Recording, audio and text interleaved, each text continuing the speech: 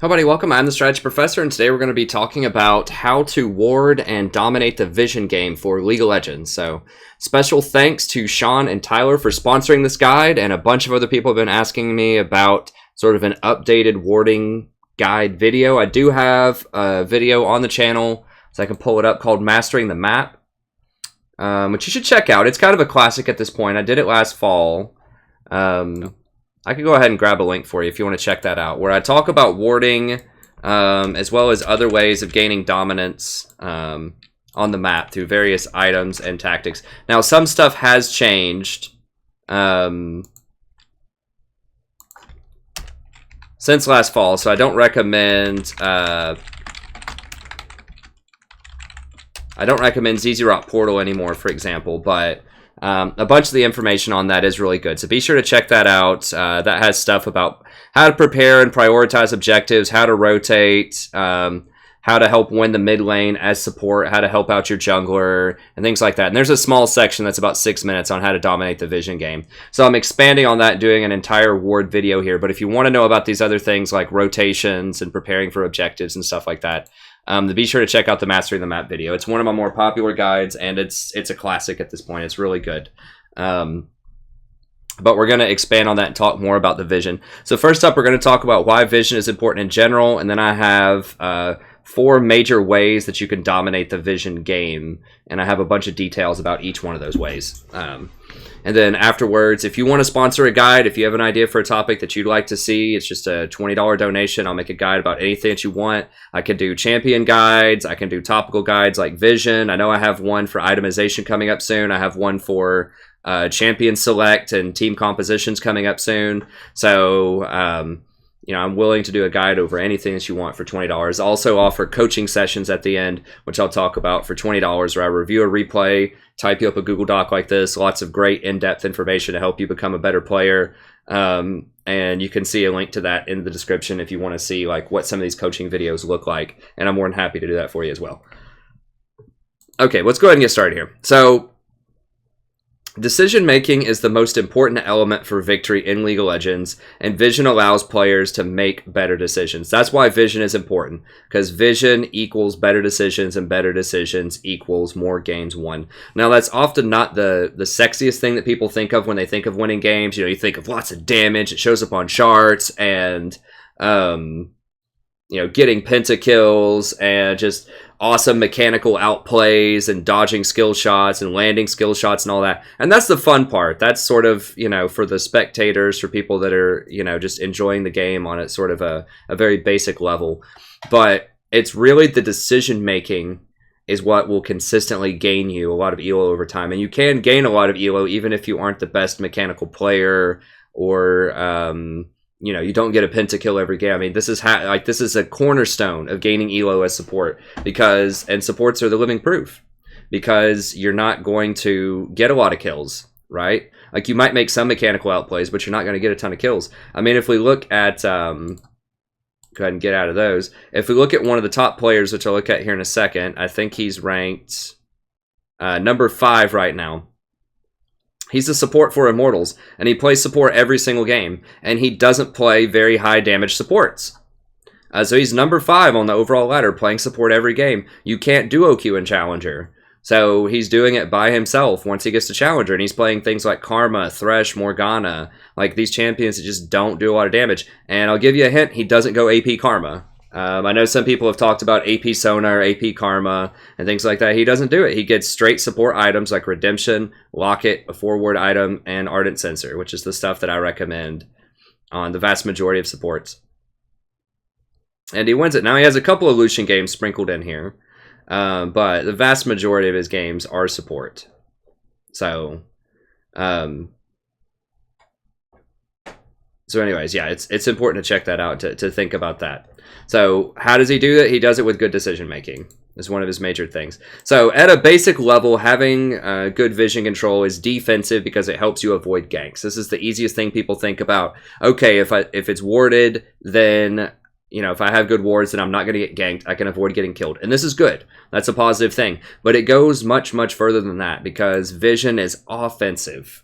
it allows your teammates to coordinate ganks and rotate faster. So it allows you to spot out where the jungler is and try to cut them off, maybe intercept them if they are running through the river to try to gank mid lane. Or if, for instance, you catch vision of the jungler in the bottom lane near his red, then the top laner is going to know, okay, I can go all in. Or our jungler knows, okay, I can maybe go top lane and get a kill here and grab first tower blood because we know their jungler is not going to step in to help them. So having vision lets you make better offensive decisions as well. And so I know a lot of times people in other roles think, oh, I can't really afford control wards. It's 75 gold. You know, it's going to slow me down, so I'm not able to get to this particular item spike faster. Well, 75 gold is a very good investment because if it saves you one death, so if you get a control ward and you put it in the river bush and it saves one death, that's 450 gold. So it's like you're buying insurance or something for your house, right? You know, you're paying however much a month. You're paying $100 a month to protect, you know, $100,000, $200,000 house. And that's the same way with control wards. You know, if you don't have that control ward and they gank and kill you, the enemy team is getting 450 gold. So you're getting, you know, they're going to be getting, was that like a 5 to 1 payout? 6 to 1 payout? See 150, see 75, 150. So 4 to 1 would be 300, 5, 6 to 1. You're getting a 6 to 1 payout. If you buy that control ward. So that means if you don't buy the control ward, then they're gaining 6 times the gold that you would have had to invest if you just bought a control ward to control your lane. So obviously that's hopefully preaching to the choir for supports, but you should be buying a lot of control wards. That's the thing. If you clear out an enemy ward with your ward, you're going to get 30 gold, so that drops the price to 45 gold. And if you knock out their vision, then it's much less likely that they're going to be able to avoid your aggression. And because you're establishing vision there and shutting out their vision, then that's going to protect your team a lot more. So I know sometimes people think if they keep buying so many control wards, it's going to stop them from progressing their item path, but it really actually saves a lot of gold in the long run. It stops the enemy from progressing their item path because they can't get kills on you anymore, so it slows them down a lot, and in many ways that's, you know, really, really good. So it's definitely worth the investment. I mean, I'll talk about this more here in just a little bit, but if you look at this player and how many control wards he buys every game, we got 9, 12, 5, 27 control wards in this game. 4, 5, 14, 5, 7, 12, 9, 14, 11, 17. This is a lot of control wards. That is a lot. And the enemy team is probably not clearing out 18 of his control wards every single game. He's replacing those wards. He's placing new ones to aggressively deny vision and close out games. So you don't, like, just because your control ward is sitting there and no one's fighting you for it, doesn't mean you can't drop another one to keep denying vision. So it's really, really important that the higher up the elo goes, you'll notice they buy a lot more control wards. And there's a reason for that, because it helps you control the game. It helps you dominate the game. So it's crucial to deny vision from the enemies, and we'll talk about that here in a little bit. But, you know, the basic premise here is it not only protects your team, but it keeps them from making good decisions. So they don't know if you're doing Baron. They don't know if you're doing Dragon. They don't know if you're trying to gank mid lane. If you're shutting out vision, then it really limits what they can do, because they're not going to have good knowledge to make proper decisions. Okay, so vision, really important. You definitely want to dominate vision. This is the #1 thing you can do. It has nothing to do with mechanical skills. It has some to do with game knowledge, which we'll talk about in a little bit, but it's some pretty simple concepts that you can work on and understand to learn how to ward and gain vision control better. Okay, so what are the best ways to gain vision dominance? All right, so #1 is just place a lot of wards. Just put a large volume of wards on the map over time. Like, you should always strive to have 3 wards on the map. Not necessarily 100% always, especially in the early game, but you should definitely aim to get as many wards on the map as you can consistently. So I think a good mark to reach for a lot of elos is 1 standard ward per minute and then 5 control wards. So the higher your rank, the more wards you should place. And the reason for this is that enemies will contest your vision more at higher ranks. So the higher your rank is, the more likely it is the enemies are going to go in with sweepers and offensive control wards and clear out your vision. They're going to be looking for it, they're going to be hunting it down, and they're going to be killing it. So that's why you have to place more wards in higher level games, is because people will actually kill the wards. Whereas in like bronze, silver, and gold, you know, a lot of times people just don't respect how important vision is. They're like, oh, whatever, it's not a big deal. I'm walking through their red side jungle right now. They're probably not even thinking that it's warded. And if they are thinking that it's warded, they're thinking, it's not a big deal. It's whatever. I'm just going to go in here and make this rotation. They're not going to stop me or do anything. Or they might be walking up river without sweeping it, and they'll be like, it's not a huge deal. I'm just rotating from bottom to top. And then all of a sudden the jungler and the mid laner pop out of nowhere. And then people will rage, where's the AFK? You know, or where's the missing mid? Right? Is our mid AFK or whatever? Like, why didn't you call MIA mid? It's like, well, you should have noticed he was missing, first of all. But second of all, there's a high probability you're walking over wards if you're walking up the jungle and you haven't swept it. And so they're going to know where you are and they're going to make a move on you. So it's really, really important to control it. So as we saw here with this guy, he places way more than the normal amount. So I'm saying 5 minimum, like most games. Like that one only has 3. He's the AD carry and he still got 3 in that one. So that one's 12. He got 5 as the AD carry in this one. 27 in this one. Look at this. 79 wards. This guy placed 79 normal wards and 27 pink wards in a 40-minute game. That means he's placing almost 2 wards a minute, which is insane. Like, that's so many wards. I mean, the other support only placed 57 and bought 6 pink wards.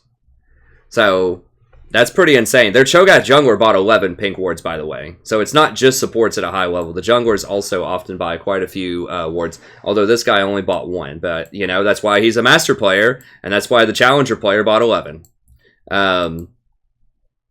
So it's a really big deal. What? Oh, there's the TV in there. I thought my wife was yelling about something.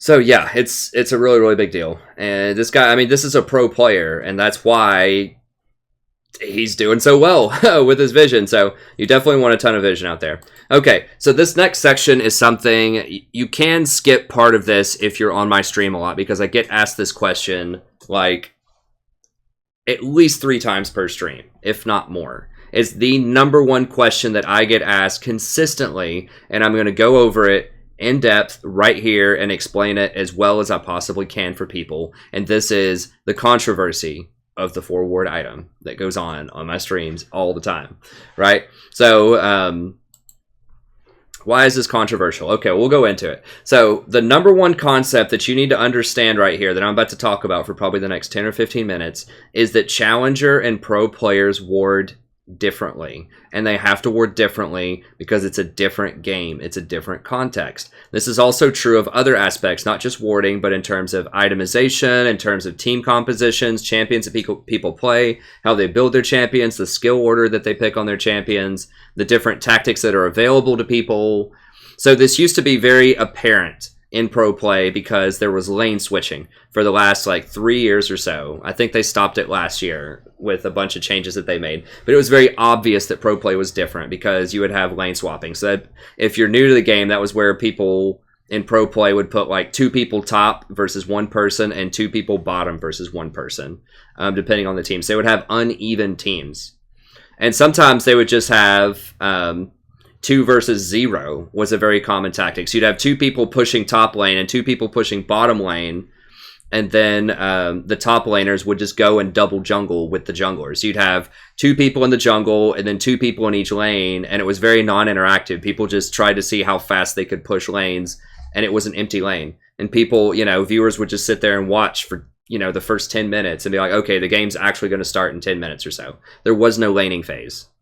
And that's just the way that the game evolved over time. So that was very obvious that pro play was different, because you're like, okay, this is way different because you know, in my games, we actually have lane opponents and we fight, so it's different. But now that they've changed that, and now that there are standard lanes, so you've got your top laner and your 2 people bottom lane, people have forgotten that as much. They forget it's a very different game in pro play. Yeah, there's 2 people bottom for each side, but the way that they play and the different strategies they use is very, very different from normal play. So warding is no different from this. And so I'm going to talk about how this impacts the items you should get and how you should ward. So the TLDR here is you should rush redemption before you rush a forward item unless you are a challenger player or higher. So unless you're a challenger or a pro player, you should not rush a forward item. I mean, maybe if you're like Diamond 3, it's questionable. You know, Diamond 3 and up. But unless you are very, very high elo, you should not rush the forward item. You should get a forward item eventually, but I'm going to argue that it should be Ruby Sightstone and it should be your second major purchase, not your first purchase. And I'm going to go into why right now. Okay? So, and I've got some extra stuff that I don't cover on stream, and I've got some visual aids here. We're going to go into it. We're going to analyze it hardcore for the next 10 or 15 minutes. Hopefully I can put it to rest here. Because people challenge me about this all the time, every stream. They're like, well, why don't you build Eye of the Oasis? Why don't you build Eye of the Watchers? Why are you constantly selling your gold item?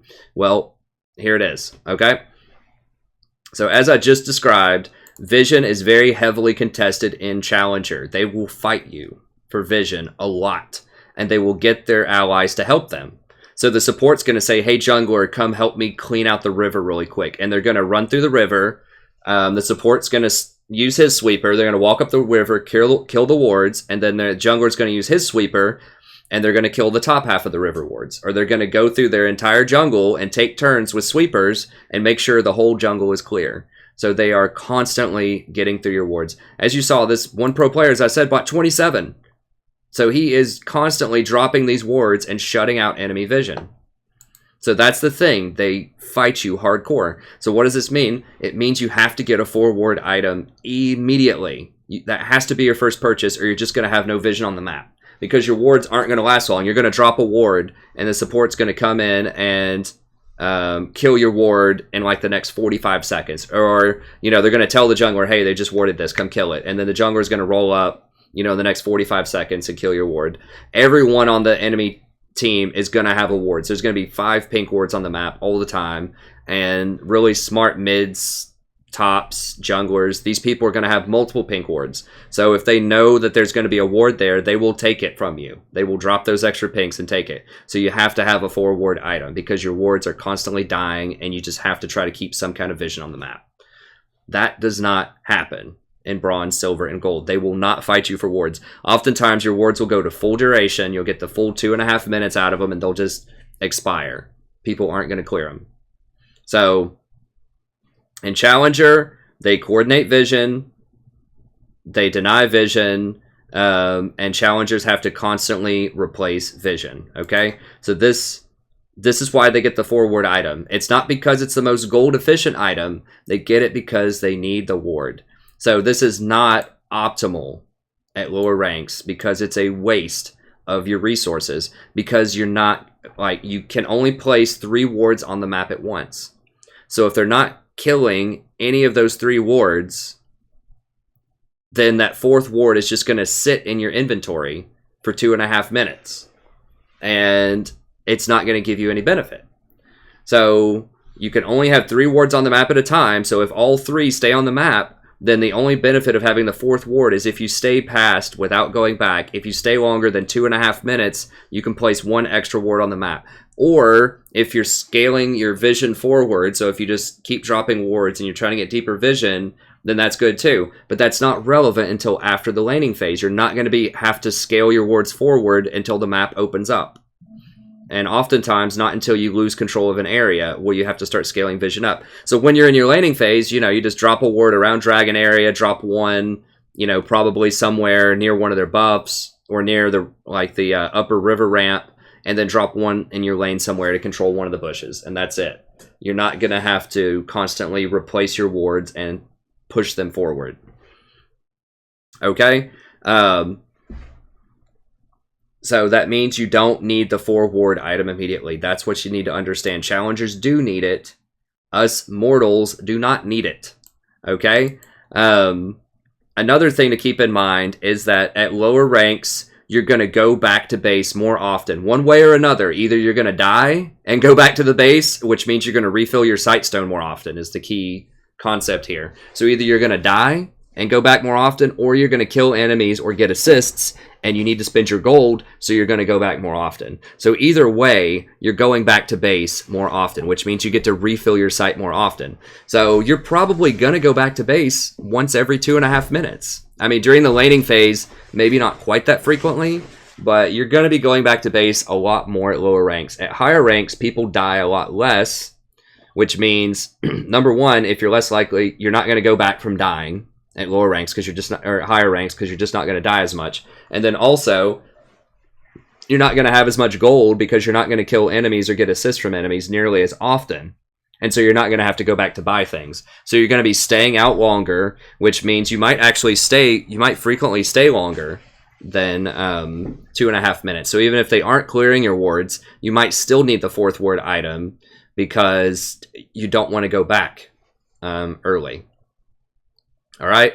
So rushing the 4-ward item is not optimal until challenger level play. Now, gold generation items are not gold efficient, N-O-T. They do not get those items for the gold. They get those items because they need 4 wards immediately. I am explaining that very slowly because this is something that I really want to sink into your mind.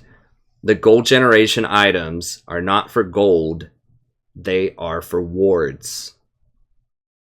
Okay? Like that's why they don't rush things like Talisman of Ascension. You know, they very rarely rush like Frost Queen's Claim in pro play. All of those generate gold also. The reason that they do it is for the wards. All right? Because they need that immediately. Like as fast as you can possibly get it because they have to have vision. All right? Redemption and Locket generate more gold for your team because they are extremely combat effective. So I want you to let that sink in too. You get more gold from Redemption and Locket. And I explain it in my FAQ here. All right, so it all comes down to gold efficiency for stats. Like that's a lot of the power in the game is who has the most efficient items that they can do. And you need efficient items to support because you're not going to get a lot of gold in the first place. So you need to have very powerful use of that gold. All right, so I talk about this in a video link that I have linked here. So if you take the link to my FAQ, it's linked right here where I explain all of this in about a 15 or 20 minute video. We're not going to do it here. We don't have time for that here. But you're more than welcome to go back and look. And I highly recommend looking at it. I think it's a link. I think it was my 7.6 video where I talk about itemization. Just click on it. It starts right at where I talk about this and explain these numbers and how I get these numbers. But redemption is 500% efficient. So what this means, if you hit everybody with it. So what this means is you're getting about 10,500 gold worth of stats. So that's about 17 kills worth of stats off of this item. So as soon as you buy this item in lane, just imagine that the score... that your score goes from, you know, like 2-0 or something like that in a game to 19-0. Like if you saw that, if all of a sudden your team just went up 17 kills, you'd probably be like, dang, holy cow, we're strong. That's what happens when you get redemption. You just don't get a score for it. So it shows up in the shadows. People don't recognize it because it's not flashy because you don't get the 17 kills for it. But it shows up in the shadows. And you might be thinking, okay, well, what if you don't hit everybody? What if you only hit, 2 people? What if you only hit 2 allies and 2 enemies with redemption? Okay, well, it's still going to be, a little bit more than 40% efficient there. So it's going to be somewhere between like 250 and 300% efficient. So if you want to think about that, let's say you just knock off, half, right? Let's say you knock off 50% of the value. Well, now your team's only going to be up like 9 kills, 8 or 9 kills. So would that still be impressive? If you're just like, holy cow, my ADC just has 8 kills or whatever. Like it wouldn't be the same. Well, it is kind of like stacking it on one person because you have all that power and you're in the bottom lane. So just think about once you buy that, it's at least like you're getting, 7, 8, 9 kills, something like that. So instead of being, 0-0-4, just imagine all of a sudden you're 9-0-4 once you get redemption. Because that's how powerful this item is. It's absurdly powerful. This is a game-determining item. This item is absolutely, positively ridiculous. I think it's in the running for most powerful and influential item in the whole game. Like, that's how powerful this item is. People talk, oh, Blade of the Ruined King, it's so powerful, everybody gets it. But yet everybody won't get redemption. And redemption in many ways will determine fights much, much more than Blade of the Ruined King will. It's ridiculous. Just watch the video if you haven't watched it and you want to know why. Just trust me, redemption is a game-breaking item. And if you compare, something like redemption to Eye of the Watchers, for example, or Eye of the Oasis. Like, this is the easiest comparison. I mean, look at this. Okay, so Redemption has 100 more health, has the same level of regeneration, 200% total regeneration, and 10% cooldown reduction. It's basically the exact same stats as Eye of the Oasis, right? Almost literally the same base stats. It just has 100 more health on it, so that's good. It does cost a little bit more gold, so that kind of pays for the health. So it costs like, 200 more gold, but at the same time you get 100 more health. That's roughly worth. It's actually worth more too. An extra 100 health is worth 266 gold. So you're actually gaining a little bit of efficiency there, but it's basically the same. Now, okay, so what do you get for Eye of the Oasis? Well, you get a little bit of extra health every time you kill something. You get 10 health instead of the 5 that you get off of this. So you get a little bit of extra health. With Redemption, you get plus 10% bonus shielding and healing, which applies to the Redemption itself, and it applies to Locket, and it applies to any normal healing and shielding that you get if you're Janna or Lulu or Soraka or whatever. So I would argue this is way better than the Eye, but it's just for the sake of argument, let's just say that, the health is worth that, and the extra 1 gold per minute or whatever is worth that. Or 2 gold. 2 gold each time a minion dies equals what, like 24 gold per minute. I've got it down here under why I sell my gold items with Eye of the Oasis. Yeah, it's 24 gold per minute. So it comes down to, do you want 24 extra gold per minute and a little bit of extra health, or do you want one of the most game-breaking, powerful abilities in the whole game? Now, keep in mind, 24 gold per minute sounds pretty good, right? But if you just cause 1 kill or prevent 1 death, that's 450 gold. So that's 300 for the kill and 150 for the assist. Okay? That's 450 gold. So how often does 24 go into 450 is what you need to ask yourself here. Okay, so 450... Okay, that's about 18 or 19 minutes. So every time you get a kill or a kill, you either get a kill, cause a kill for your team, or prevent a death on your team and deny 450 gold from the enemy team, you're effectively generating an advantage for your team equal to roughly 18 or 19 minutes of the passive gold of 24 gold per minute. So I know this sounds good. Oh, 24 gold per minute. It takes 19 minutes for that to equal a kill in terms of value. And how many kills go down in a bronze game or a silver game, right? Like, common scores are like, 30 to 30 or 40 to 40 by the end of the game. That 24 gold is not going to matter because there's so much gold in the game anyways, because everyone's dying all the time, that it's irrelevant. Like, that 24 gold might matter in a challenger game that's like where the score is 1-1 at 30 minutes or something, or like a pro game, but it's not going to matter, when you have scores that are in excess of, 10 for each side or 20 for each side, like very common games. So you got to ask yourself, do I want that 24 gold per minute and a little bit of healing, or do I want the bonus healing to everything and the most powerful passive in the game? The other thing is you get that extra 4 ward item, but is that ward worth the most powerful active in the game? Arguably. I don't know that it's that arguable, but the most powerful active in the game? I'm going to say no. I'm going to say that you want this, because whenever you get redemption, if you fight a team fight, or even just a small scale skirmish bottom lane, just 2-on-2, and you have redemption and the enemy doesn't, you win. Like, there's virtually no way. I mean, it depends on matchups, but it is very, very hard for the enemy to beat you if you have redemption and they don't. It's that powerful. And you can influence mid lane. So even if you're, really far behind bottom lane, like your Ezreal that you're paired with is down 30 CS and Lucian's up 3-0, and you're like, even with redemption, we can't really fight this. You can still pop a redemption middle lane, and then that way when you're, I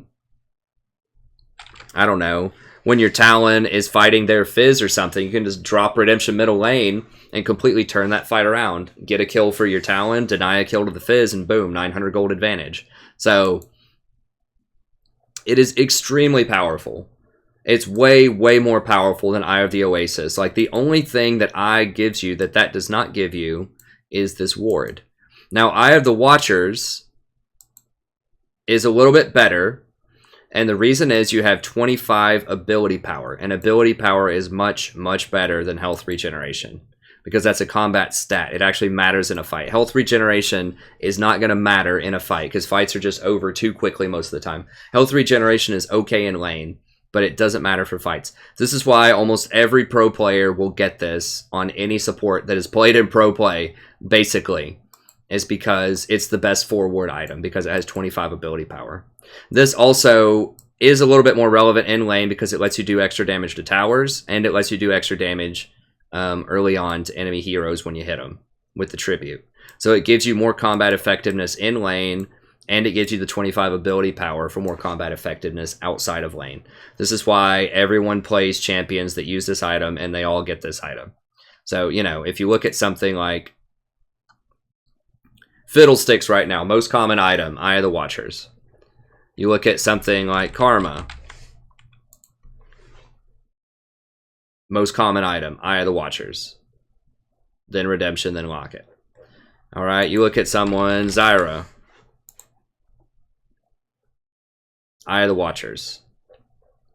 92%. I mean, the list goes on. I mean, I would say, let's even look at Soraka. They might get Oasis, because she does benefit from the healing in lane.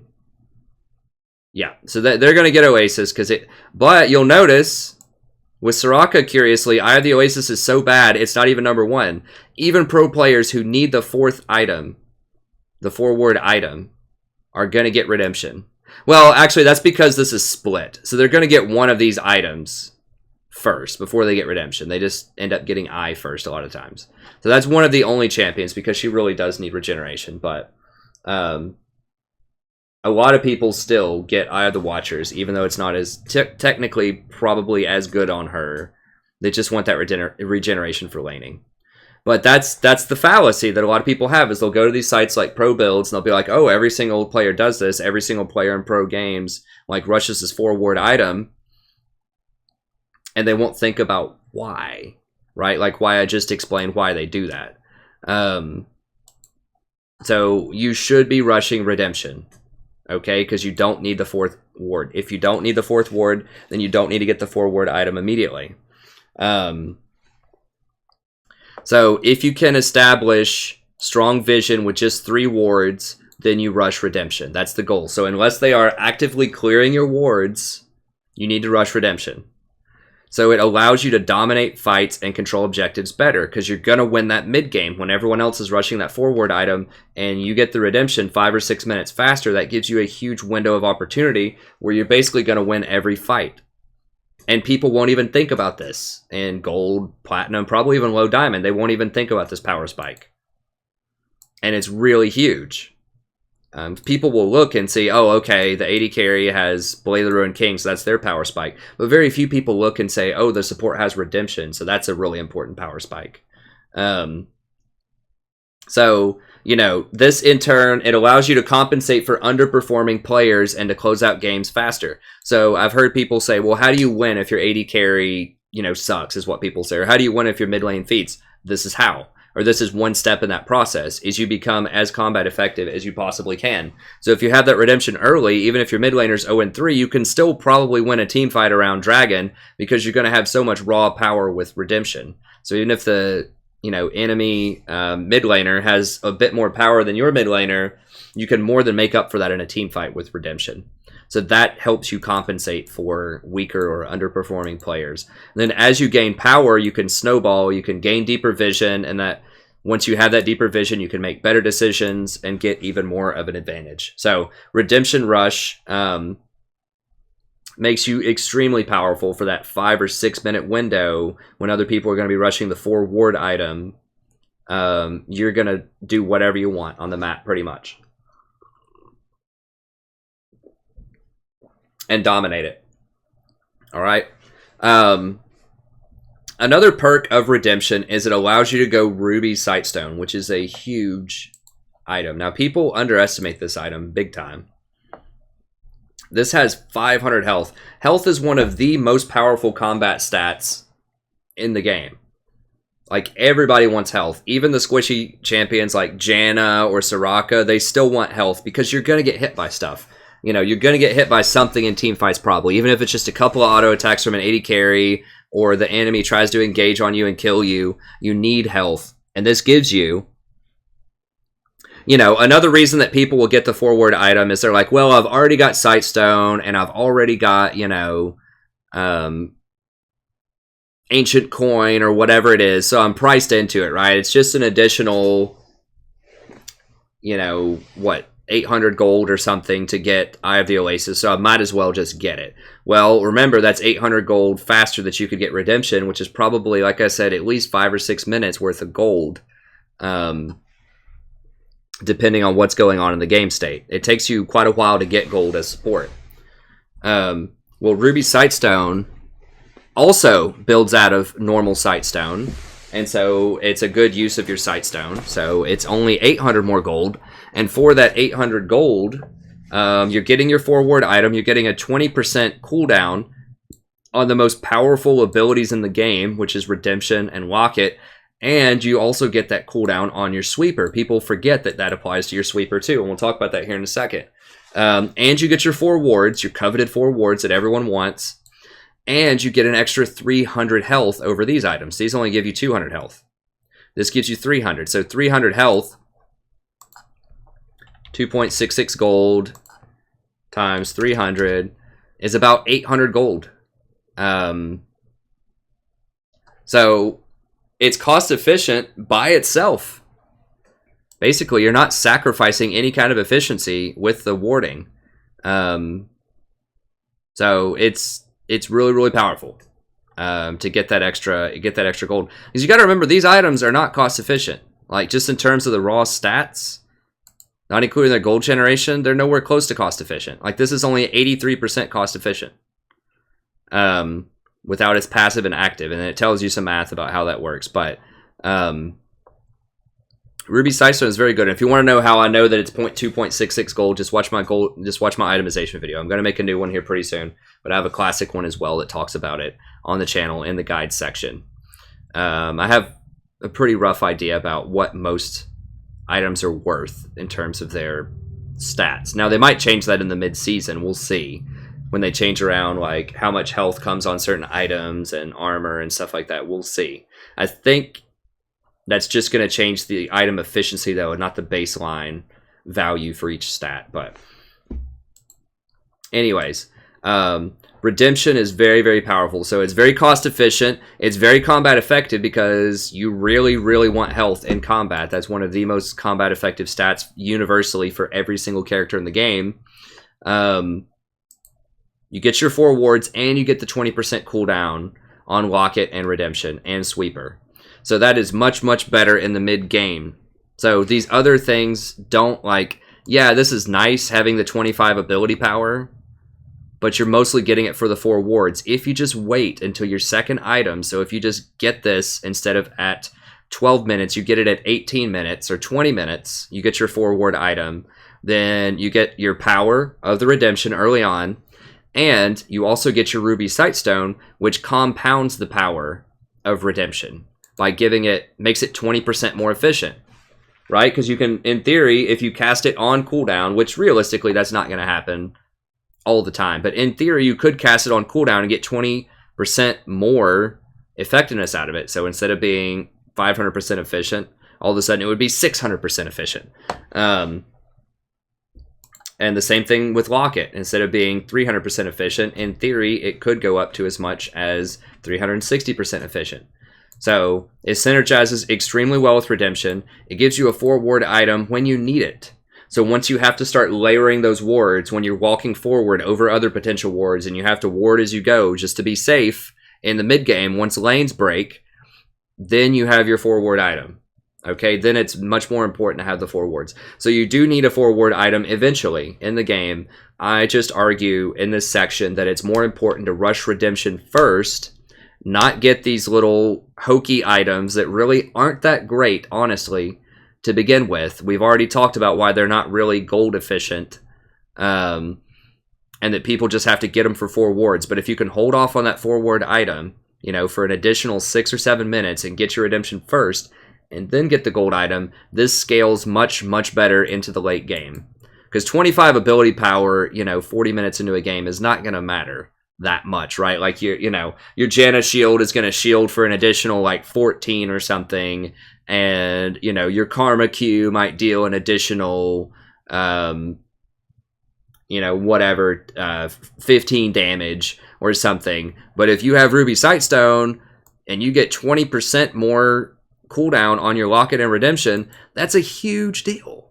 That's a huge deal, because how often have you seen it to where you're in a team fight and you tell your team, hey, don't fight, my Redemption, it's got 15 seconds left on it or whatever, and your team just starts a fight, and then your Redemption comes up right at the very end of the fight after your team's basically already dead.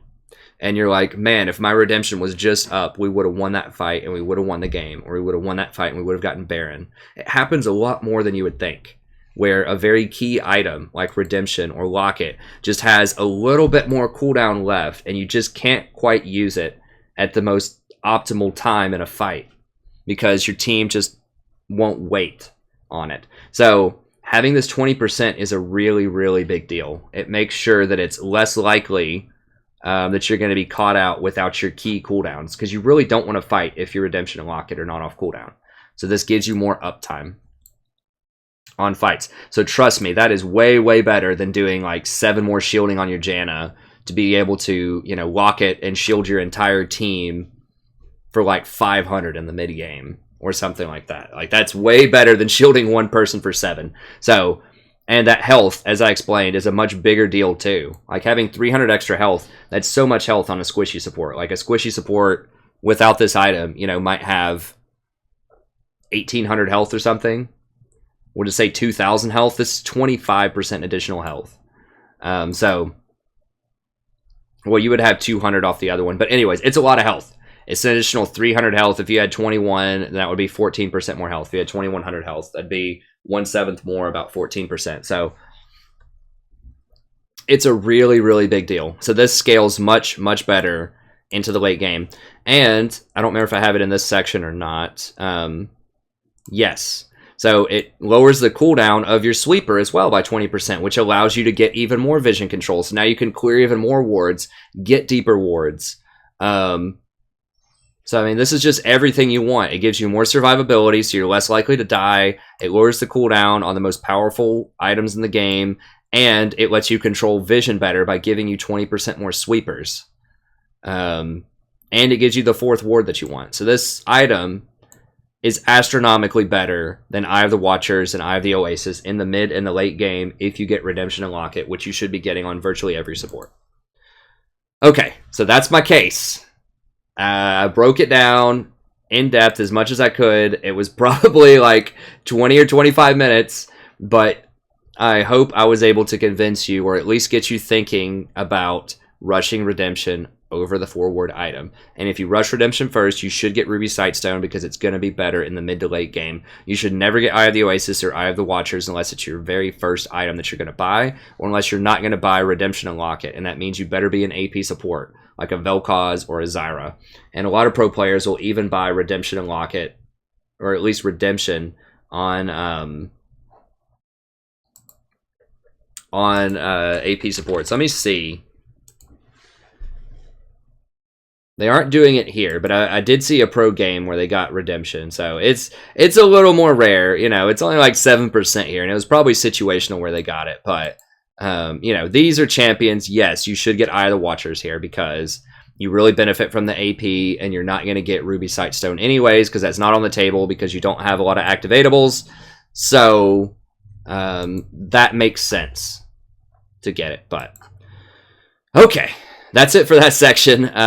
Hopefully I was able to convince you there, or at least get the cogs turning, get you thinking about and questioning why you're getting those forward items, so that if you choose to get them, then you have really good counter arguments in your head for why you should get them, and that you're not just following along with pro builds. Now you're thinking critically. And that's the goal of the channel, is to get you to think critically and make better decisions. So even if you disagree with me, it's goal accomplished if you're just thinking about it a bit more.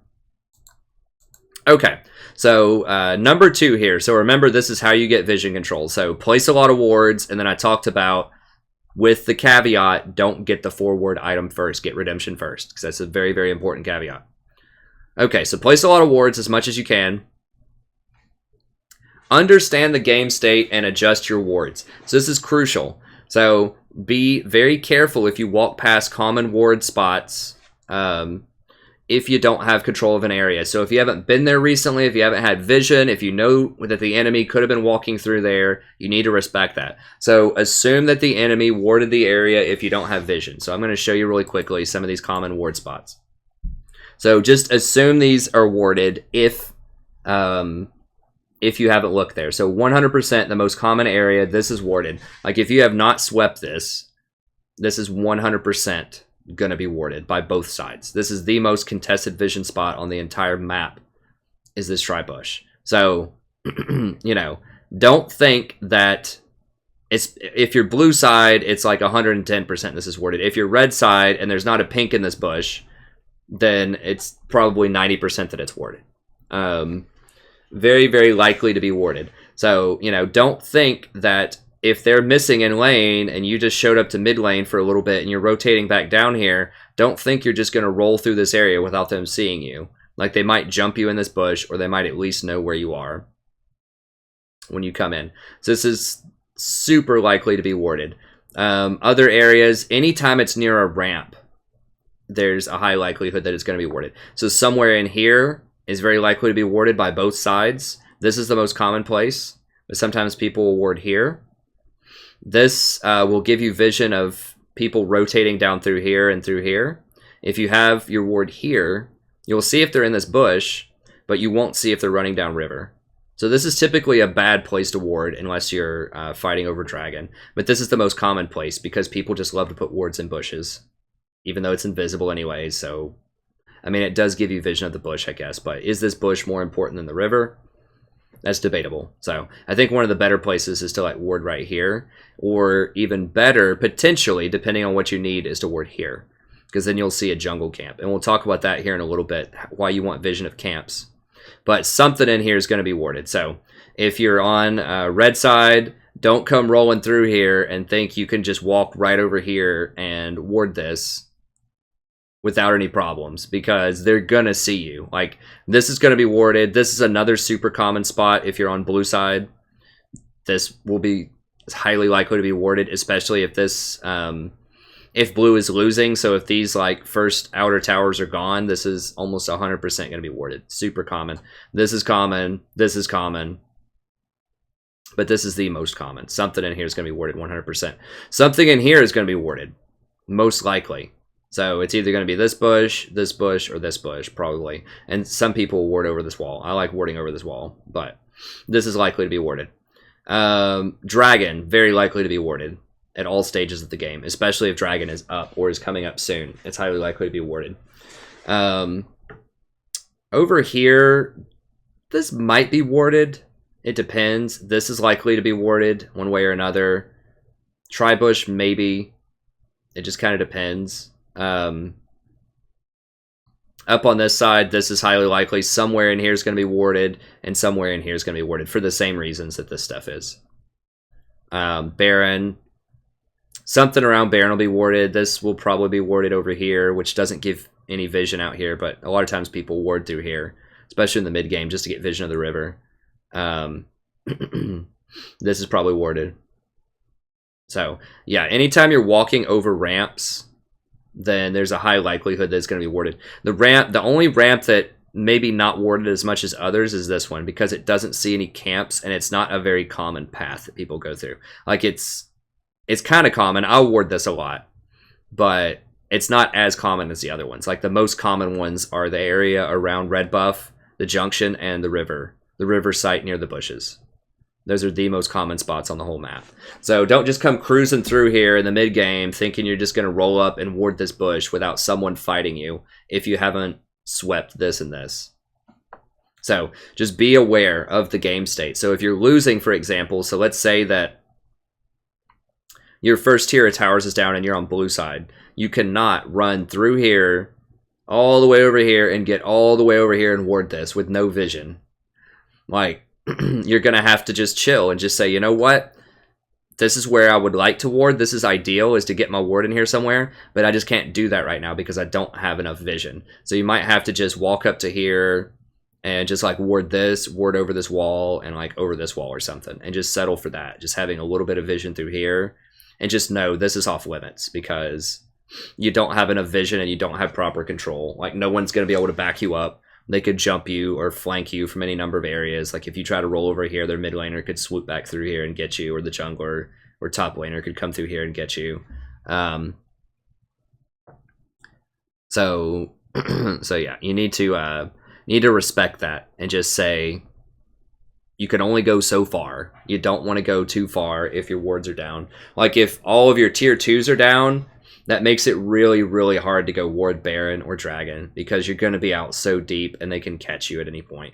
So you can't really do that by yourself. You have to have someone help you go ward these areas. So if all of this is down and your team's screaming at you to go ward Baron and there's no wards on the map, don't do it. Like, not without help. And if you are going to go ward Baron from blue side, you need to run up this way and you need to use some kind of vision checking through here, like use a skill shot or have a tank walk in front of you or just something. You need to watch here and you need to watch this area. Those are the two most common places where they will get you. Some people might get slick and like sit here and wait for you, but mostly it's either here where they'll team up and make a play on you, or it's like right here. So you need to, if you do have a tank walking in front of you or you vision check this, you need to use your sweeper, sweep this and sweep this. If you see a ward here, be very, very careful because they might just grab you over this wall. Okay. So understand the game state and just be aware that sometimes you can't go ward places where you need to ward because you just don't have map pressure. The lanes aren't pushed up, everyone's missing on the map, and your team's not helping you. You just have to let it go and just mute people that are going to rage at you because so many people don't understand how vision works. They think you can just roll up and ward anything, anytime, anywhere, and that's just not true. You have to have proper pressure and support. You cannot run past places that are likely to be warded without getting caught and killed. And that's your fault. Like, you're not unlucky if you walk through here and you don't sweep this and you walk over a ward here or here and you just keep walking to Baron and the team's waiting for you right here and kills you. That's not luck that they're just hanging out there. That is you not properly respecting the fact that this is probably warded, most likely. Or if you come rolling up here the way that you absolutely should not go, this is the most common Baron baiting bush. Like, if everyone's off the map and all of your tier 1 and tier 2 towers are down, this is where they will be waiting like 70% of the time. If they're not doing Baron, they're gonna be here, probably in this bush, and they're gonna wait for you to walk right here, and then they're just gonna kill you. That's the most common death alley in the game. So they're gonna have this warded, or they're gonna have this warded. They're gonna have this pinked, and they're just gonna pile up here as 5 people and just get you. And that's not unlucky. Like, you need to know that. You need to know that this something in here is going to be warded and they're going to be ganging up on you in this bush. There's less opportunity here, especially if they're not in this bush. This is a bit harder to run around, and people don't do that as much, especially at lower elo, but they could. So you need to be careful with that. Okay, so another thing about understanding game states and adjusting your wards is to predict the next objective and ward early. That means you need to be pinging Dragon at 1 minute and you need to look at your inventory and you need to say, hey, I don't have any wards right now, so I need to go back, refill my wards, and get ready for dragon. Because when you recall back, it'll take you, depending on Mobies and if you have mobility boots or not, which we'll talk about here in a second. If you have mobility boots, or if your champion's just really fast, like if it's Janna, or you can Lulu and you're upgrading your W, or something like that, and you're really fast, it's going to take you, 20 to 30 seconds to run to the dragon from your base. So that means you need to be early. So if dragon's up in 1 minute at the latest, you need to ping it. You need to go back, get your wards, ping wards, say, hey, come help me ward this. Let's get this. Tell the enemies on your team or the allies on your team to help you out. Back, run over, and try to set up vision like at least 20 to 30 seconds early. So if it's 1 minute left and you're just kind of hanging out in mid lane, you all are doing just your farm thing, and you notice, oh crap, I don't have any wards, you need to back up immediately. Get this, run up here. You should have about 20 to 30 seconds left. Get your team to come in here with you and try to secure area around this. Now, ideally, you would do it before then. So if you're really ahead of the game, you would ping dragon at like a minute 30 back, come over here and set these wards like a minute early.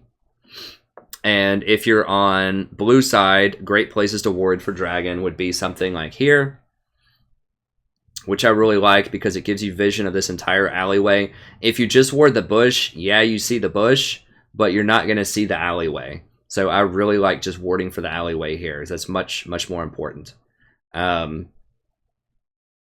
It's just a broader field of vision. And then ward here. So this will see if someone's like around this edge, and it'll see when someone's coming in this way. You can ward here, but I think warding here is more important. So definitely here, and then I like to ward this as well. So if they're coming in from this angle, or if they come in and come out of this bush from here, then you're going to see them. The thing about this bush too is like, yeah, it's annoying if they get past your ward here and they get in this bush, but they can't contest dragon from that bush, right? So this one is to see them coming, and this one is for the contest station.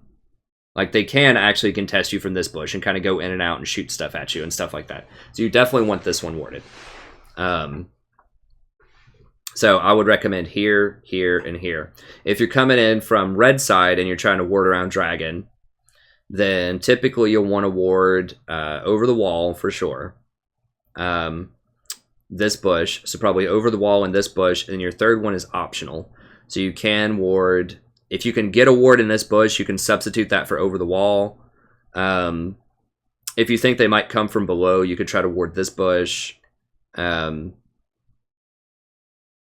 there are a few different options. It's easier to ward it from red side. So I would say just ward over the pit, ward this one, and then just ward maybe like here, just to get a little bit more vision of the area. Baron side wards are very similar. If you're on red side going for Baron, you want to ward here so that you get vision around this little crevice, and in here you want to ward here for the same reasons as this hallway, and you want to ward this. And then you want to put a pink. That for both the dragon and the Baron, you want a pink in the pit, like deep in the pit, like right on the face of the monster. That way you can see all the way in the back. So ward on Baron if you're red side, and then here, here, and here. If you're coming up from blue side, same thing as what red has to do with dragon. You ward over the pit, ward here, and then try to get a deeper ward like either in here or in here. So those are the best places to ward. Typically people do not contest from tri-bush area, so it's uncommon for teams to come like rolling through here and around here to funnel in. It's much more likely they're just going to roll straight through here because this is a faster path.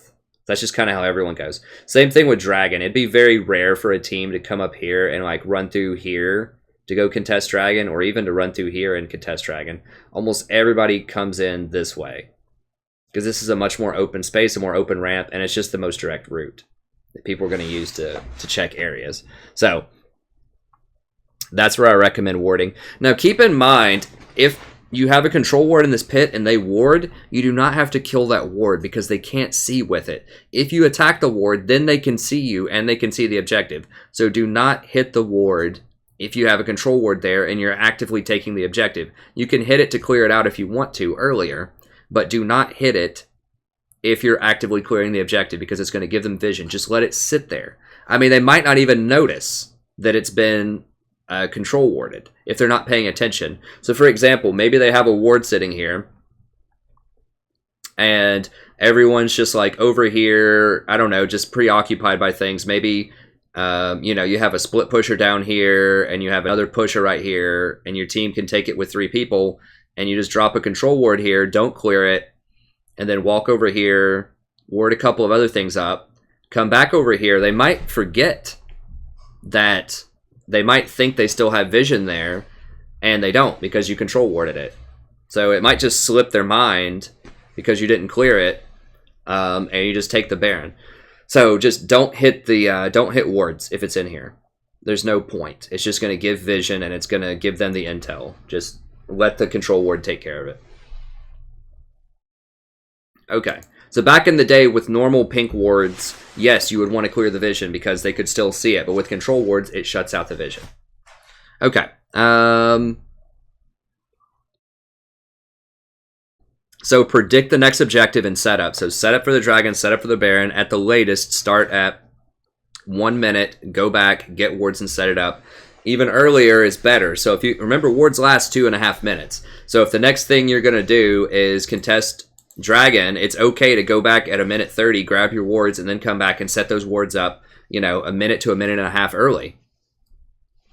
Like, you want to be really early to it. Okay? Unless, like, their jungler and support is actively like in the area and they're going to clear your wards, then maybe you wait a little bit. But in general, you want to try to be as early as possible. And don't, like, you only have 3 wards. So let's say that you just come back to base. You need to look at the timer and think, okay, dragon's coming up in 1.5 minutes. Let me look here. So you're going to say dragon's coming up in 1.5 minutes. Typically, I want to try to get vision of this area. Because we want to take mid tower top, let's say. But dragon's coming up in 1.5 minutes. So if you drop your 3 wards here and you forget to look at dragon, you're like, oh crap, dragon's up in 20 seconds, then you're not going to have the vision for it because you already dropped your wards here. So check and think, what's the next thing we need to do? Also, if like Baron's up, for example, and they could potentially be doing Baron, don't use all 3 of your wards down here. You need to use at least 1 around Baron. And if you're thinking you might try to take Baron in a little bit, you need to put all 3 up here. So just think very carefully about what you're trying to do next and use your wards there, because you don't have enough wards to ward the entire map. So sometimes you have to choose. Either you get the red area warded, or use all of your wards around dragon. So, and it's difficult in solo queue because people will rotate a lot. This is why it's important to shot call and direct your team. So let's say that your team's just like up here fighting just random crap. Let's say there's 2 people up here fighting, 2 people down here fighting, and you know, you're just kind of running around. You're not sure where to ward. You know, you can't ward this. You can't ward both this thoroughly and this thoroughly with only 3 wards. So this is why it's important to direct your team to do a specific thing. Say, hey, let's group, go get this tower. Then you can use all 3 wards in here and get really good coverage, which is way better than coming up here fighting and then having another fight over here 30 seconds later, then chasing a fight down here and killing them 30 seconds later, because now all your wards up here are up here and you're on this side of the map. So it's going to be easier for them to get around and flank you because you don't have any wards left, because you just keep running to random parts on the map and you can't keep wards up everywhere. So that's why it's important to direct your team to understand the next thing your team needs to get and to set up vision for that. So, you know, if these 2 towers are down and your next objective is top tower and you just backed, go ping it, say, hey, let's go grab top tower. Then as you do, come up here and ward these 3 places and set up for it. So just understand what your next objective is. Go set up for it. Keep in mind that split pushing is an objective. You want to try to ward for the split pusher if you can. And track your ward timers. So I don't think enough people do this, but look at your ward timers. Every single tick on the ward timer is a second. So they'll start off with like 150, what looks like energy, that little white bar, and it slowly goes down over time. So if you look at your ward and you see that it has 30 energy on it, that's 30 seconds. So you need to be thinking in your mind, okay, I need to back because it's going to take me 30 seconds to walk back down here to replace those wards. Now, it's not always possible, depending on the game state. You might need to stay out there because a big team fight's about to break out, or your AD carry just refuses to back and they're going to die if you don't stay with them. But ideally, you need to back 30 seconds before your wards expire so that you can replace them if you need to. So if the enemy like aggressively clears your wards, so let's say you're against a really good support or you're playing in a higher elo, let's say you're mid diamond, you might need to ward in some wacky spots and ward around weird edges. So I'm going to show you some spots here really quick. So let's just say that they have a lot of map control over you. They're winning the game. They're like, everyone on their team is buying pinks. They're constantly using their sweepers. You just can't keep a ward in here. You can't keep any wards around here. There are some wacky places you can ward to get vision. So the number one wacky place to ward is to ward right here around Baron. So this is a very specific spot where a lot of people won't look. So why is this important? Well, if they put a pink ward right here, then this, like the way that the curvature of this wall works is they won't see it from here. But you can see, you won't see in the pit, but you can see right here. So you can see if someone is standing around the pit firing, but they won't see it with a pink ward. They're also much less likely to sweep because when people sweep Baron area, typically they'll sweep through here to clean the stuff out, and then they'll have a pink here. So they're going to use their sweeper through here, but it's rare for them to sweep this particular spot. So for both sides of the map, if you can get a ward right here, this is the best secret place to keep an eye on Baron. Because if they're really far ahead, they're going to have a pink ward here. You're not going to be able to fight for it. And they're going to have this, this, and this swept. So you're not going to be able to keep wards in here. So they might even have a pink ward here. And then like pink wards all around here. So this is the number one place, sneaky place to ward. Another decent place is like here. So if you can ward over this wall or just put a ward like here, then it sees all of this stuff, and if they put their pink ward really deep on the Baron, it probably won't have the vision to see out here. So this is the best. Like somewhere like here is okay, somewhere here is okay. So for example, if you're on blue side and you're worried they might be at Baron and you want to be like super safe, you could like run all the way around here and then just ward over this wall and then be prepared to run back. But yeah, so that's even safer than running up here or running through here because you're going to dodge them if they're sitting here. It's unlikely they're going to have this warded. They might, but it's like some next level stuff. So it's unlikely they're going to have this warded. It's unlikely they're going to have this warded that late in the game. Like they're probably going to have this warded, this, and this if they're trying to prepare for Baron. So if you run all the way up here, it's less likely you're going to come across any wards, and you're going to get a ward in here, which can at least catch vision to see if they're like in the area. So this is a good spot. This is a good spot if you can get to it. Other kind of wacky spots. Somewhere like, I don't know the exact range on pinks, but like somewhere like here maybe. Like something that's out of range of this pink and this pink, if there's a possibility. It's like halfway between both of them. Can be decent. Another place might be somewhere like in this ridge is pretty good. Like just warding over these walls. Very rarely gets pinked. This place is not often pinked or swept. Sometimes. This is an uncommon place. Is that bush. In like red jungle, you know, like a sneaky spot you could maybe ward would be like right here. Then that way it'll be a way if they sweep or pink this, it should not be visible from a pink in this bush, but you would still have vision at least if they're running around in their jungle. So like right in the crook of this little curvature here is a decent place to ward. Like right here is a pretty good place to ward. This is uncommon. So to get around a pink there, it would get around a pink there. They would have to have a pink here to see it. So that'll catch people if they're running down this little alleyway. One of my favorites, if you're on red side, so let's say that they have this tri-ward pink, there's no way you're going to be able to fight over it, but you're worried about the jungler. You can run through pink or ward this. You always want to have dragon warded, and then run through the dragon pit and ward this. So just ward over the wall. Even though you're not doing dragon, it'll still see if the mid laner's rotating down. So if you have a ward here and you have a ward here, it's going to protect you against the mid lane rotation. And it's going to catch the jungler if they come through here, which is a common jungle path, or if they come through here. So the only way they're going to get to this tri-bush is if they run up lane or through golems. I mean, I guess they could like run this way too, which is possible.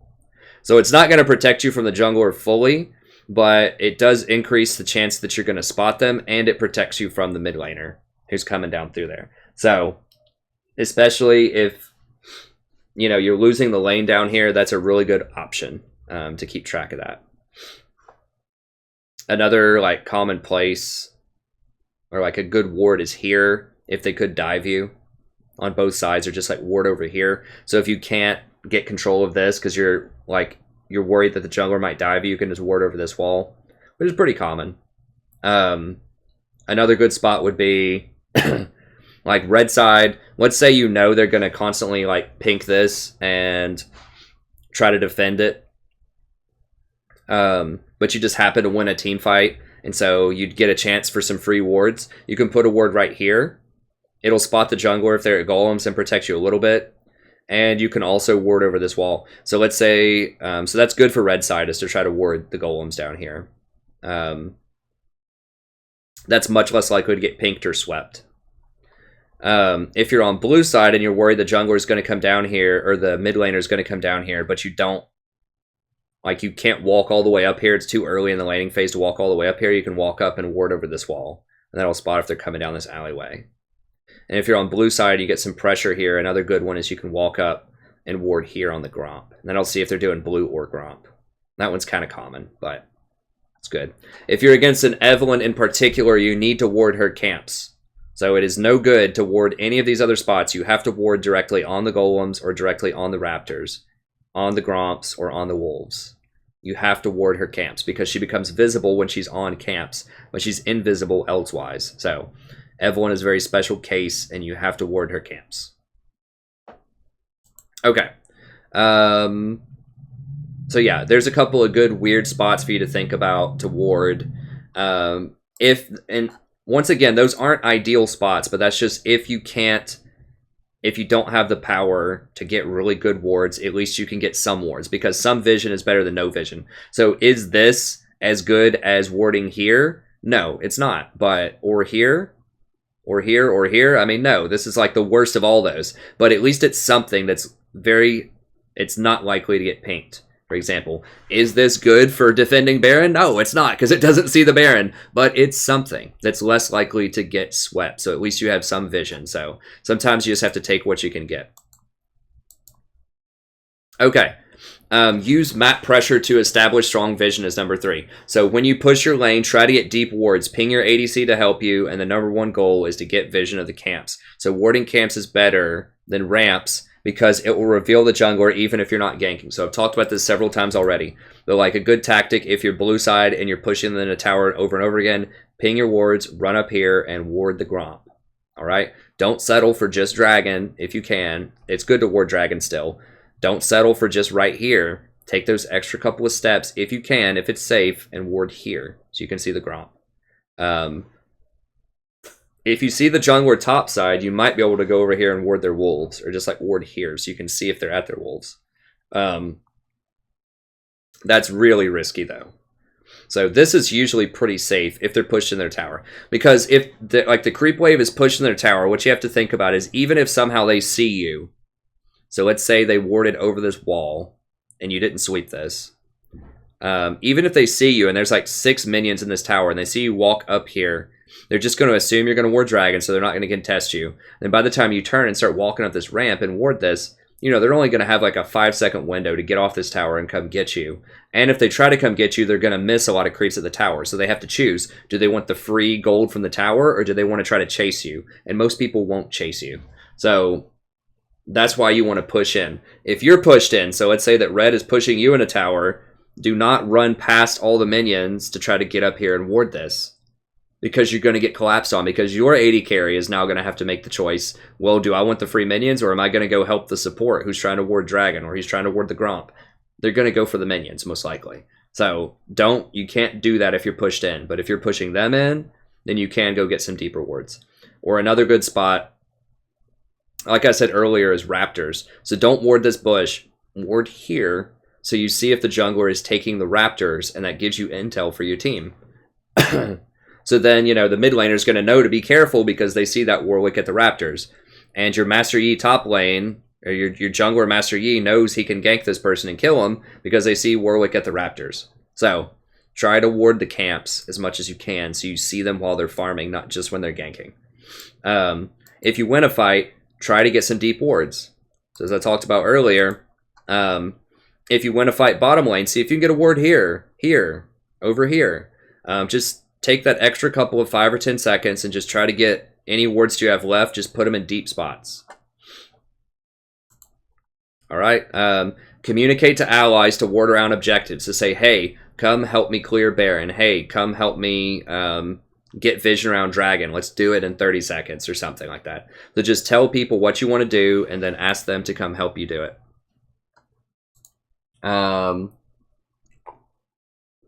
Get mobility boots on almost every champion. I had been trying out Ionian boots and Ninja Tabis and stuff sometimes, and there might be some cases where you'd want Ninja Tabi, like if they have a super fed talent or Zed on their team or something like that. But in general, you want mobility boots because it's going to help you ward faster and sweep and clear wards. They changed the mechanics on control wards a while back to where it doesn't disable the speed on mobility boots. So attacking wards no longer slows you down. You get to keep the super speed off of mobility boots, and that's huge. So that means if you're trying to clear a pink ward, or you're sweeping and trying to clear a normal ward, and the jungler shows up, you can run away really easily, and it's going to be very hard for them to catch you. Whereas if you just had normal boots, even if you had Ninja Tabi or Ionian, you just might not be fast enough, and the jungler might catch you out and kill you. So that's why mobility is really important, and it also helps you with rotations. And if you can, try to play champions with good escapes or good vision mechanics. So Janna's really fast. Lulu can be fast with her W, and it makes it really hard to run down and kill those champions. Zyra can scout with her plants for free. Soraka and Vel'Koz can scout with their Qs to see if people are in bushes. So just play champions that have like mechanics that let them safely check bushes, or mechanics that speed them up and make it difficult for people to catch them, and it's going to help you out with your vision game. And then finally, clear all vision. Like anything. Like even if somebody just puts a ward in the middle lane and you're just like, man, that's kind of silly. Why would they put that ward there? Doesn't matter. Sweep it instantly. Get it out of there. Drop a pink. Get it out of there. Like anytime you see a ward. You see them drop a ward right here over this wall. Drop a pink and kill it. Do not let them have vision. You need to aim for complete blackout. Because it's going to make it to where they can't make good decisions. And it's demoralizing. If they see an entirely black map, they might start raging at their support. Like, why don't you ever ward anything? So this is the hallmark of a really good support, is they will shut you out. Like, blackout on the map. Like, I played against Elimination in my placement games for this season early on. And I'll tell you what, like, I didn't think that he didn't really destroy us in lane. He did okay. I wish I had recorded it. That might be on the channel from like late November, early December on a stream. I can't remember if it was or not. I don't think I labeled it. I should have saved it. That would have been cool. Like when I play against a pro player, he was playing Lulu. I remember that, and I was Janna. But the biggest thing about playing against him and some of these other master and challenger players, I don't know why they were in my game. I finished Diamond 5 last season, but the pairing system was screwed up in December. But that's a whole different story. I mean, I played against bronze players. Like I literally had a bronze 5 person on my team. And I think I got placed into that was in Flex. I think that was the Flex queue system. During my placements, there was literally a bronze 5 person. But anyways, so I was playing against Elimination, and that's the biggest thing that I noticed playing against him, a pro level support, is you cannot get vision anywhere. Like that guy is constantly locking you out. It's just like control ward after control ward after control ward.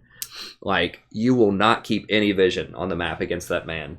And that's how you need to be. You need to be operation, lock them out. No vision anywhere, ever. If you have control wards, if you have a sweeper, get that off the map.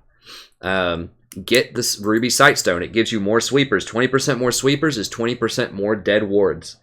That's another combo too, is with your sweeper, if you have mobility boots, you can sweep more wards.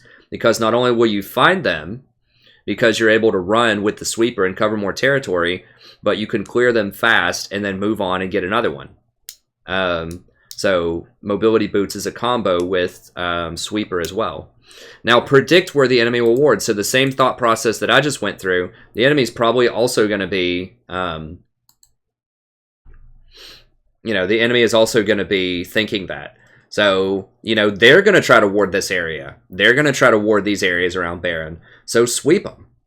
If you have a sweeper up, come through here, sweep this area. Like, if you sweep this and this with mobility boots, there's about a 90% chance you're going to find at least one ward somewhere in this area. If you have mobility with, like, Janna, and you just run through here, here, here, and, like, look here and here. Like, I don't want to say 100%, but it's like 90% you're going to find at least one ward, and you'll probably find like 2 or 3. So just think about, where are they going to put their wards? Where do they want vision? A lot of people fall into patterns too. They'll keep putting their wards in the exact same places, even if you keep sweeping them. Like, they won't think of those wacky ward spots. So the person will keep warding this bush every time, or they'll put their pink in this bush every single time, because that's just what some MOBA fire guide told them to do. So, go through and just shut out that vision. Watch for patterns. Most people are creatures of habit. They will keep putting them in the same places. Keep sweeping them. Don't let them get that vision. Be sure to knock out teleport wards too. So with your sweeper, make sure in particular in your control wards, if you can, to keep these bushes clear. This is something a lot of laners forget about, because people will teleport behind you if you don't keep these clear, and this is a very good gank path for your jungler, especially if you're pushing in. So if you're pushing in red side all the time, drop a pink here, sweep out this bush, and tell your jungler, hey, come right up here. And they can just come right up, and that's a really, really good gank path. It is very hard for them to ward that, and especially at lower elos, if you're pushing in, and especially at lower elos, people will not respect the fact that they could get lane ganked. So that's really powerful. If you have, save a pink and a sweeper, so if Dragon's going to spawn in 15 seconds, for example, don't use your pink right here. Don't use your last pink to try to clear this out. Save your pink for the dragon, because it's about to spawn. Or if Baron's about to spawn, don't use your last pink right here. Hold on to it. Use it on Baron. So just think carefully about when certain objectives are going to spawn. And just the last couple of things I want to cover here. You can next level people with what I call the oops pink ward. So how this works, people always want to kill pink wards. It's like, it's almost impossible for a support to resist trying to clear a pink ward. So what you'll do, and a really good area for this is like right here, or over here on the other side of the map. Clear out this bush, make sure all of this area is clear, drop a pink ward like right here. Just barely out of the bush. Like, oops, maybe I missed the bush with a pink ward. Drop it right there, and I will guarantee you, when someone comes running up here, either the support or somebody else, they're going to come over here and try to clear this ward. Just hang out in the bush with the jungler or something, and as soon as they come over to clear it, boom, kill them. Or you can drop a pink ward right here and wait in this bush right here. So let's say that you see the the supports like coming through here, like sweeping up wards, and you're hanging out here with your mid laner. Just drop a pink ward right here, and they're going to come rolling up here, and they'll be like, oh, a pink. And then they're going to come over and try to kill it, and they get killed. I will guarantee you that will work 90% of the time at like platinum and lower. People will come up, and they just got to kill the pink ward. If they see it, they're going to kill it. So just leave it outside of a bush as bait. They'll come get it. You guys are trying to bait Baron or whatever, drop a pink ward right here.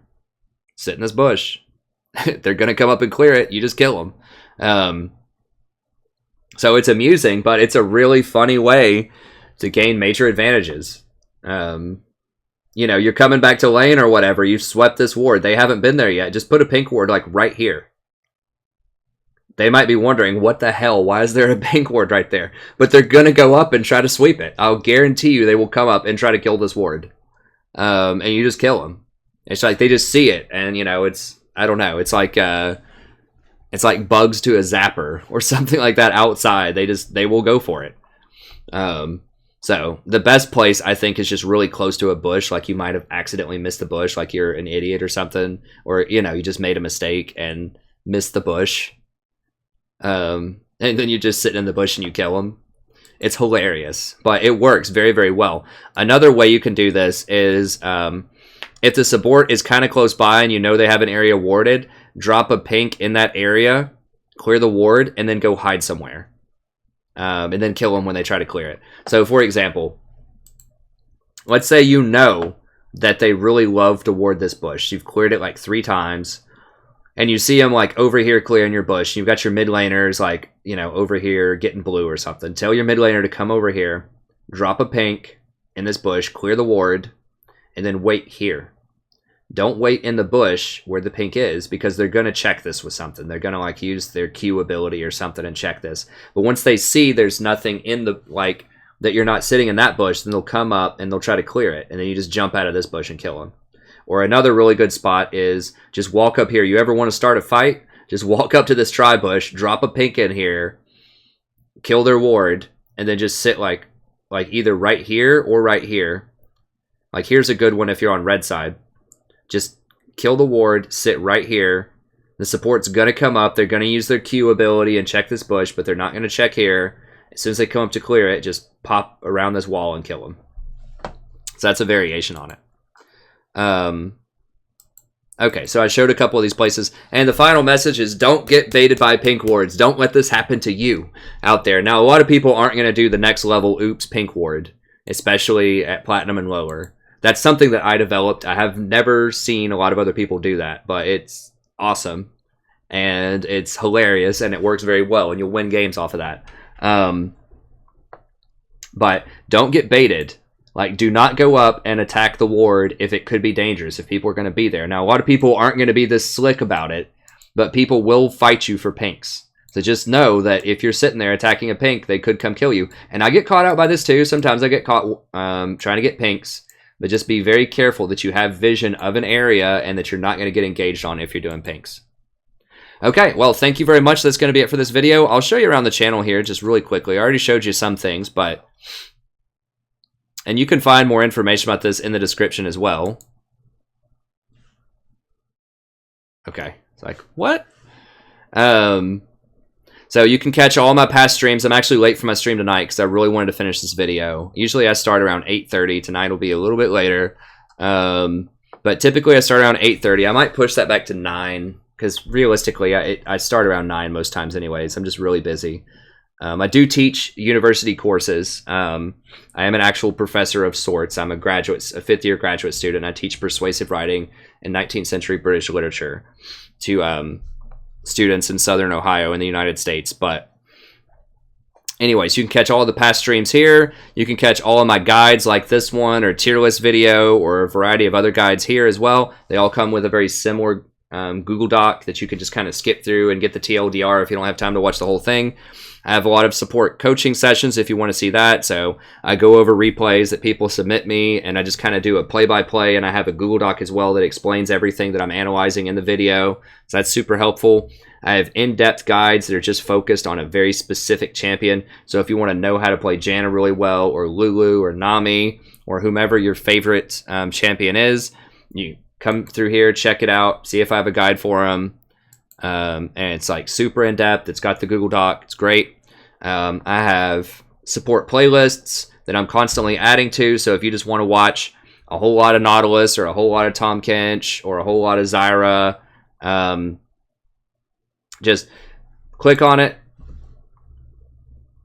It'll start you with the newest one, work its way to the oldest, and I tell you the rune information in each one of these, so you can just binge watch your favorite champion. If you're just trying to learn, you're like, I really want to learn Zyra, sometimes that's the best way, is just go through and just watch, 28 Zyra games if you want to, or just watch a few of them.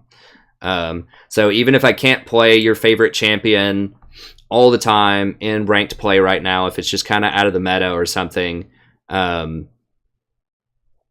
Well, that shouldn't be number 1. That should start with the newest. I may have reverse ordered that. I'll have to investigate that. But even if I can't, let's say that you really love Nami, and I just can't pick Nami a lot in the current meta. Or let's say that you really love Tom Kench, and I just can't pick him a lot in the current meta. Well, there's still a lot of archive games. So even though the meta has changed, and even though the items have changed, the playstyle for these champions typically remains basically the same. So you can still learn how to play it, even if the replays are a little bit older. So that's super helpful. And then I'll also do Total War Warhammer if you're interested in that. Legendary campaigns, no exploiting the system, just good, clean fun. I explain everything, a lot of deep strategy. I try out a lot of interesting tactics and approaches. So it's a lot of fun. I deliberately seek out very tough battles. It's not one of those by the numbers, hide out in your town, auto-resolve your way to victory in 15 episodes. It's really in-depth stuff that's a lot of fun and really engages with the content in an interesting way that you just can't find on a lot of other YouTube channels. So it's serious, it has good strategies, but it's not one of those like exploitative to the max kind of thing. So it's good, just good, clean fun. So check that out. If you've heard of Total War, you want to see what that's all about, then I think I offer a really good perspective on it. Okay, that's going to be it. Thank you very much. Be sure to check out the guides on the channel. If you would like a guide, just email me. Let me know. The information will be in the description. If you want a coaching session, you check this out. It looks like it's interesting for you. Just email me. Let me know. We can set those up. The guide, the coaching session, both of them are about $20. I put a lot of work into it. The guides usually take me about 3 hours to design. A coaching session usually takes me about an hour to an hour and a half to do. So it's well worth the money for the amount of effort and expertise that I put into those. So anyways, thank you very much. Have a wonderful evening, and I'll see you next time.